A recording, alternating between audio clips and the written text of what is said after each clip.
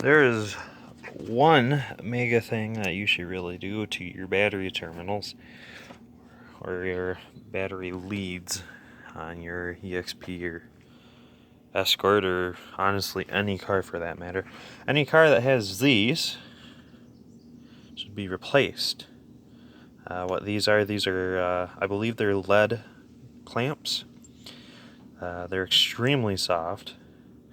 So that means that these tightening nuts wear into the clamp over time, so then these will only clamp so far. Also, the design of these, again, another clamp, it's just holding a chunk of steel down over your copper cable, pressing it up against, well, more soft lead. So these get extremely soft, they loosen up over time, and they let liquids like water, they let other debris down inside your wires, so then those rot out, and then you start losing a lot of continuity in these things. That's only on one side. Double it, now you're losing it on your ground too. So these are junk, especially since they crack over time. You can see on the insides that they do actually wear out. You can see this one's wears a perfect cone. It just gets so nasty. Then they crack like that. It doesn't matter how much you clean these inside or out, they'll always be prone to cracking. They'll always oblong. They'll always taper. They're just a nuisance, something to avoid. So what do you replace it with? Well, they make these. These, I believe, are made out of some are steel, most are like aluminum or some sort of pretty hardy alloy, honestly. But they work great otherwise. What's nice is you see there's a wing nut on the end, so if you ever need to quick disconnect your battery, all you have to do is join these to your battery leads, and then, like I said, you just wing nut them onto your post connector.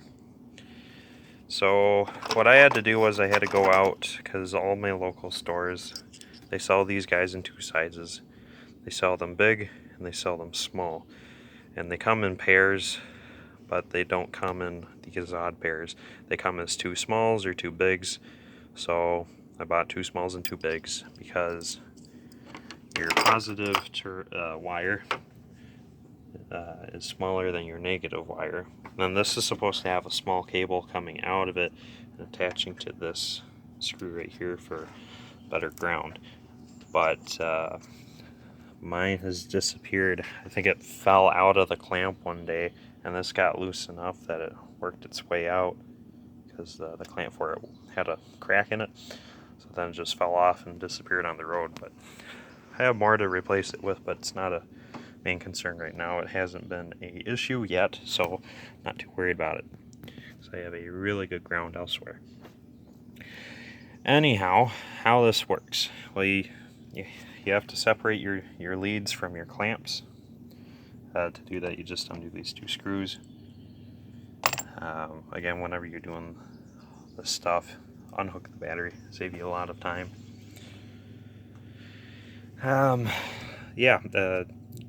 Get these leads out of the system, clean off the ends. If you have to, cut it and then strip it a little over half an inch back so that you have clean material to work with. Because what needs to happen is you need to be able to get the wire itself really hot so it can accept solder. Torch works well, soldering iron works well, whatever you'd like, as long as it's acid core so it sticks to the copper. Otherwise you'll have a fun time like I did. So I used normal plumbing solder on one end, it worked fine, on the other end it didn't. So, and again, you have to do that to both sides. Once you have your wire filled up with solder, you now heat up your, whatever you'd like to call these, the copper ends. Heat up these. If it helps, you can pinch them right here with a set of pliers while you're heating up the bucket or the can, whatever you'd like to call it, the tray. Then fill that half full of solder. Make sure it sticks to all the sides of it. Get a half full of solder. Now is the tricky part. You have to keep the bucket hot while you slide it over the wire. And you need to have the wire somewhat warm. And again, it's really hot. So if you have to wear gloves, you really don't want to get a bucket full of hot solder on your finger. It sucks because it's hot as hell and it will stay there. It'll burn and it'll simmer and it'll stick and it'll just friggin' stay there. Anyways, once you join the two, just keep holding them together, let them cool, and then look around, feel around after it cools.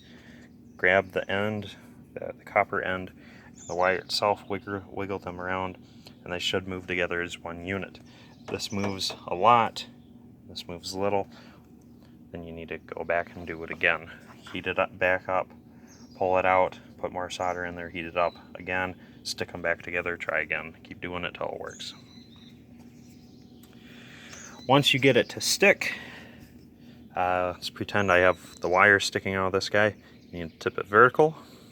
Now get just this rim hot. This part is best with the soldering iron if you can get this lip hot, and then poke your solder at it to fill in the void like I did here. If my camera focuses, of course. There we go. You can see that I have plenty of solder inside because I just got the rim hot and I poked solder at it until it filled up, making it leak free. Well, leak free, I'm not putting any liquids to it, but if I did, it would be leak free. Once you do that, again, let it cool, and then you can bolt it up to your new clamps, and new clamps should go on without any issues.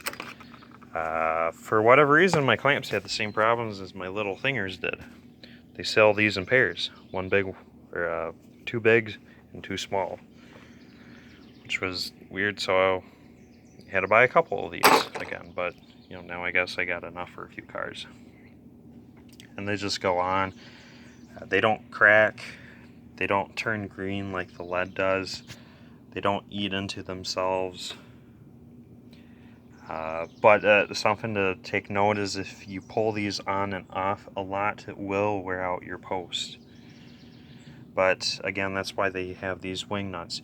You can loosen up the wing nut, lefty-loosey, pop this out. Do the same over here, pop it off at any time. The battery out or put it on the charger, whatever you want to do. It's no problem. A couple turns with your fingers is a lot better than working a wrench on this sucker that you can't really fit a wrench on. And even if you did, it wouldn't matter because the other end spins, so you gotta put your finger on it while you're wrenching on it. And you gotta slide this stupid thing out. Once it's out, you gotta clean it. Probably have to replace it. You know, so might as well do this. It takes about 15 minutes per side, depending on how easy it is for you to do your solder work. Again, removing these is really easy. And these, just make sure you take the time so that these guys aren't crap when you put them into these copper ends, and you should be fine. So I'll leave it at that. It fixed a lot of issues, me doing this. I can't stress it enough how much this will help you. It doesn't matter whether your car is carbureted, turbocharged, or just fuel injected. This is a benefit to you or anyone. Anyone who has an old car with these dorky clips, mega upgrade. Get rid of the lead, switch to some steel or an alloy. It would also go a far way if you can coat everything with a thin coat of dielectric grease. Will help keep these guys from oxidizing, turning green and crap. And then again, check them once a month, check them every other month, whatever, just to make sure that they're not turning green. If they start doing that, you'll have a lot of resistance in your wires. You might even get a loose connection if they corrode enough, but haven't had much problem with these. just remember that your posts are still liable to corroding in funny ways. But we'll leave it at that. So good luck.